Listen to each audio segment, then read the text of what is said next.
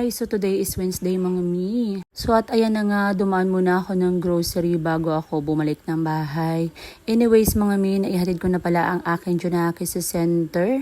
At ito na nga, biyahe na pa uwi ng bahay. Hindi ko na nabidyuhan kasi nga, ang kukulit ng mga anakis ko mga mi. Wala pa akong hilamos dyan mga mi. Kita naman ang mga muta-muta dyan sa mukha. At ayun na nga, wala masyadong video mga mi kasi nga tinatamad tayo, diba? Ganun talaga ang mga content creator mga mi.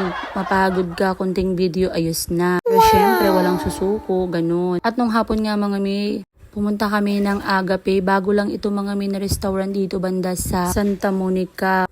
Unli chicken ito dito mga mi, sa halagang 299 pesos lang.